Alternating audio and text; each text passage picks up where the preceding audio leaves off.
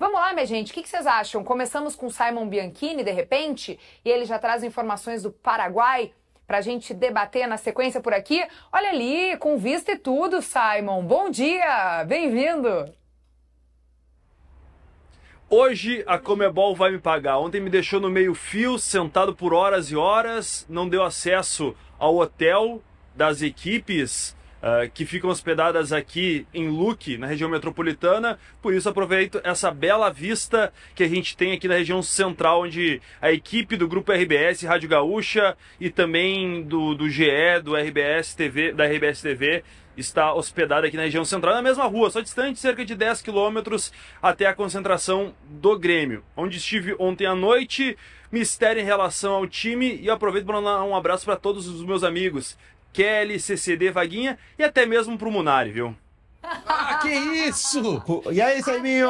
Isso! Munari. Já viu o Alejandro Domingues aí, esse grande cidadão? Cidade, eu tava acompanhando vocês e eu quero dizer o seguinte: eu emagreci por uma questão de saúde, mas para correr melhor. Então vocês podem falar as coisas, que agora o meu preparo físico tá melhor para correr, não vou pra briga, não vou pro embate.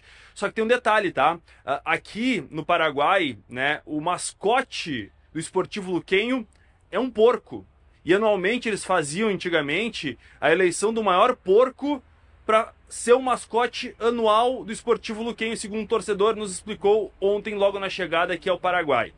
E o estádio, né, e tem ao lado o campo de treinamentos, e eles chamam de chiqueirinho na tradução, porque é o lugar que eles fazem ou faziam essa escolha do mascote anual. Então, aqui no Paraguai, a conotação para o Esportivo Luquenho é chamar de chiqueirito, chiqueirinho, o estádio deles, o campo anexo, pelo que nos explicou este torcedor, não tem o sentido pejorativo que a gente teria no Brasil, lado um pouco mais ofensivo. A gente teve lá no estádio Feliciano Cáceres, tem capacidade para 23 mil torcedores, mas um estádio muito acanhado, e por isso a Conmebol não permite que ele seja utilizado em competições que ela comande. Por isso, o Defensores del Chaco é o escolhido palco de Esportivo Luquenho e Grêmio às 9h30 da noite.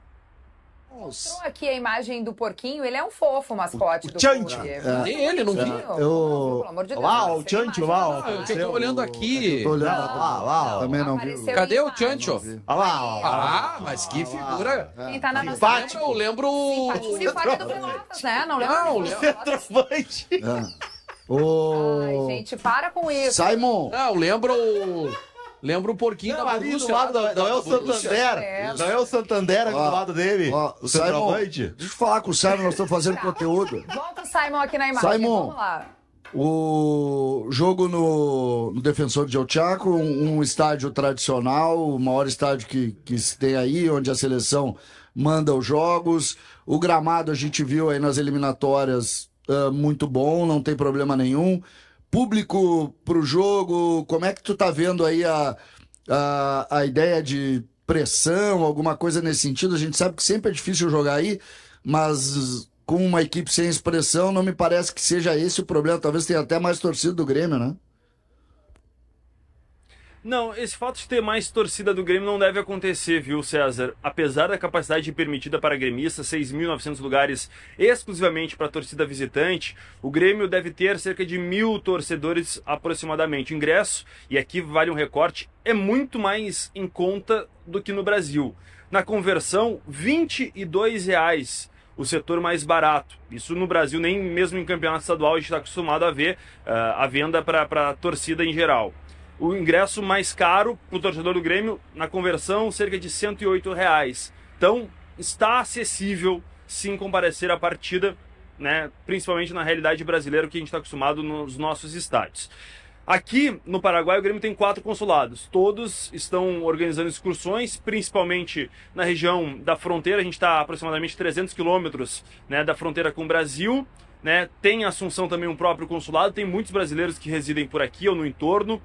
Tem muitos gremistas vindo do Paraná, de Mato Grosso do Sul, de Brasília, daí no caso de avião, mas muitos gremistas devem comparecer.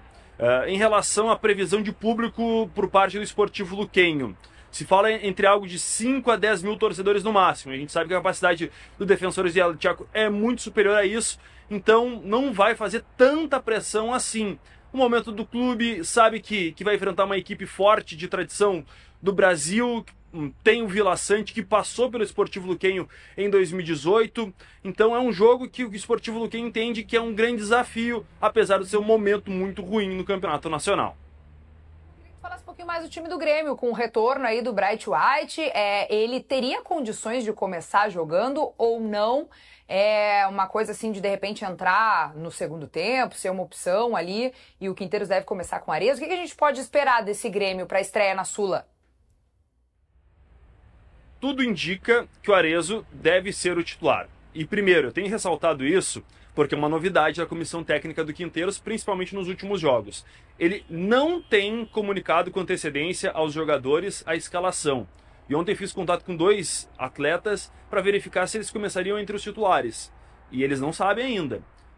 O Bright White, né, segundo o próprio Alexandre Rossato, que ontem concedeu entrevista coletiva lá no hotel em Luque, ele disse que o Bright White ele não tem condições ainda para jogar full time.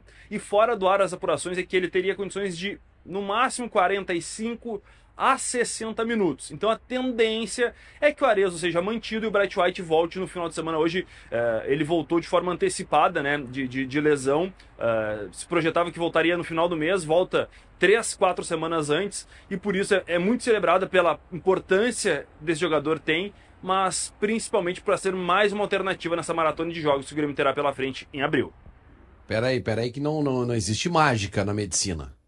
Não existe mágica na medicina.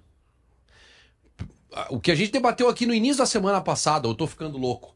Não foi no início da semana passada que a gente debateu aqui a ida do Bright White pra Espanha? Sim.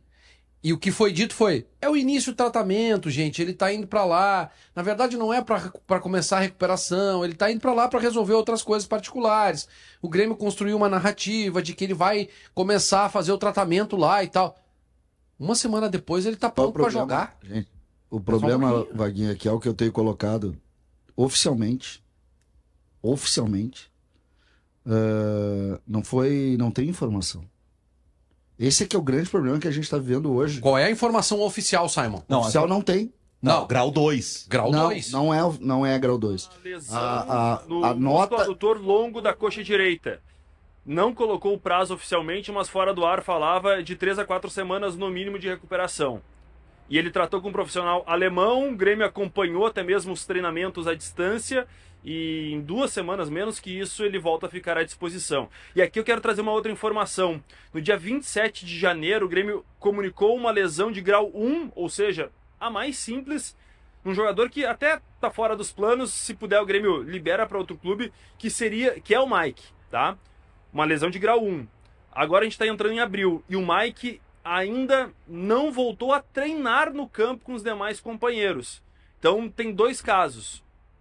Chama atenção pela agilidade do retorno do Bright White, claro que são lesões diferentes, organismos diferentes, a volta do Bright White, e tem o caso do Mike, que vai para o 3º mês já desfalcando o Grêmio. É um jogador que não tem tantos holofotes, mas que seria também uma lesão muito simples de grau 1, mas que já está praticamente 2 meses e meio longe dos gramados. Bom, e tem ainda o Cuejar, né? A gente não falou. O Cuejar ontem tem que trazer esse alemão aí pra curar o Cuejar. Não, mas ontem à noite o Simon falou com ele, inclusive estava junto, né, Simon? Na entrevista com o Rossato. E acho importante, porque ali é a palavra oficial e ao vivo para a Rádio Gaúcha, ele falou, acho importante a relação essa do Cuejar, o que ele disse sobre o Cuejar, porque muitas especulações, muito papinho de influencer no Twitter, e é muito importante que tenha, não, é porque só pra começa a não ter, esse é o grande problema, o Grêmio não fala oficialmente, aí tu abre margem para que as especulações ganhem corpo. A gente sabe como é, tu é repórter, tu sabe melhor do que ninguém, Vaguinho, tu é um grande repórter. Mas qual especulação tu tá falando? Não, é de conflitinho, porque não joga, entendi. É de, não recebeu, sabe? Sabe como é que é? Alguma coisa de problema financeiro com o Grêmio. Isso, dificuldade financeira. E ontem o Simon foi porque estava lá, assim como o Eduardo Picão está lá também e outros repórteres, não sei quais repórteres estão aí, mas chamaram o Rossato pro hotel e ele deu uma entrevista à noite, ao vivo. Muito bem. E aí é a palavra oficial. Então vamos entender com o Simon. Só um pouquinho. A palavra oficial é a palavra oficial. E nada mais do que a palavra oficial. Mas quando tu parte da palavra oficial, tu pode partir para uma crítica ou não, tá? O que acontece hoje, que para mim a grande preocupação que eu tenho, é que não existe mais nada oficial muitas vezes. Os clubes não estão falando. Falam muito pouco. É que eu não sei exatamente qual é o episódio que tu te referes. Não, o Simon vai explicar. Ouvir o Simon Bianchini, explica então o episódio, Simon, e as declarações do Rossato na entrevista com vocês. Primeiro, ontem, né, quando o Grêmio começou o deslocamento, a gente fez a solicitação para termos uma entrevista na chegada, ou com um dirigente ou com algum jogador, né? E o Grêmio depois atendeu essa solicitação e por volta das 8 horas da noite o Alexandre Rossato foi destacado para se manifestar, né? E a gente acabou falando sobre a estreia do Grêmio na Sul-Americana, né? A projeção dessa maratona, que agora tem jogos de Campeonato Brasileiro, ali na frente vai ter também a própria volta da Copa do Brasil. E o Rossato, ele foi indagado pelo Eduardo Picão sobre a questão do Cuéllar.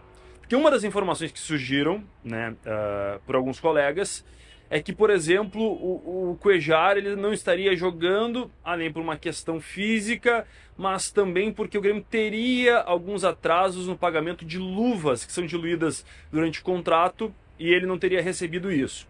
Primeiro, sobre essa questão, o Alexandre Rossato garantiu que o Grêmio não tem pendências financeiras com qualquer atleta do elenco. O Grêmio está em dia. É a manifestação do vice-presidente de futebol do Grêmio. Depois, logo na segunda pergunta da sequência da coletiva, eu indaguei o Alexandre Rossato sobre algumas especulações que surgiram nos últimos dias. O César é testemunha que eu recebi uma delas, eu não levei para o ar porque acabei não confirmando, é responsabilidade também jornalística. Outros colegas também receberam a mesma situação de atritos em treinamentos, por exemplo, do Cristaldo, do João Pedro, também surgiu alguma coisa do Cuéllar, enfim, com o técnico Gustavo Quinteiros. E eu perguntei justamente ao Alexandre Rossato se, por exemplo, nesses últimos meses de trabalho do Quinteiros, a direção teve que intervir até para explicar para o Quinteiros que a cultura do futebol brasileiro, não só no calendário, mas de relacionamento com os jogadores, é diferente. Ele garantiu que não, diz que o clima está descontraído e que às vezes muitas pessoas, por não ter alguma informação de bastidor, de vivência no CT Luiz Carvalho, essas coisas acabam levando essas informações para o ar. Então, é a versão do Alexandre Rossato, vice-presidente de futebol, negando qualquer tipo de atrito do elenco com a comissão técnica. Mas isso aqui, como eu mencionei há pouco, uma informação, né, em relação à comissão técnica, que, diferentemente do que o Renato fazia e outros treinadores brasileiros, implementou que a escalação vai ser anunciada somente na palestra ao grupo de jogadores. E eles estão em adaptação a isso. Eu não tenho ainda o relato confirmado que isso está desgastando o Quinteiros, tem outros temas também diferentes, mas é uma comissão nova tentando modificar um pouco o panorama do que estava sendo feito no Grêmio. Então isso tudo vai sendo adaptado com o grupo de jogadores e muitos deles chegaram nessa janela de transferências. Então tem muita gente que nem sequer trabalhou com a antiga comissão técnica. Então também vale fazer esse adendo aqui. Muito obrigada, Simon Bianchini, com todas as informações, bastidores, entrevistas. Quem quiser acompanhar mais detalhes dessa entrevista aí com o Rossato, pode entrar ali em GZH, tem todas as informações, uma matéria completa em 0 hora. Então, muito importante a gente também entender a palavra oficial e entender também os bastidores com a apuração da nossa reportagem lá no Paraguai. E eu acho muito importante porque o Simon... ele consegue uma entrevista com um vice-presidente de futebol e como é importante a palavra do vice-presidente de futebol e a força da reportagem de se tornar oficial. Claro que a versão do Grêmio, as notícias não param aí, nós temos notícias de todas as formas, mas a versão do Grêmio sobre isso, oficial, é muito importante, porque muitas vezes é troca de WhatsApp, né? E aí tu não consegue levar isso pro ar muitas vezes. Então, quando o dirigente vai lá e se expõe, dando a versão oficial do clube, tu parte de um parâmetro. Tu tem uma versão efetiva. E eu acho muito importante que se oficialize mais isso, sabe? Sobretudo essas questões de lesão. Hoje, por exemplo, beira o deboche a questão da volta do Bright White. E com razão. Por quê? Porque se foi divulgado, e aí preciso dizer, Vaguinha, que oficialmente, tá? Oficialmente é uma nota do Grêmio da lesão dele, sem dizer o grau, então tu não sabe se é grau 3 ou grau 1, que é totalmente diferente, né? Grau 3, grau 1 é totalmente diferente.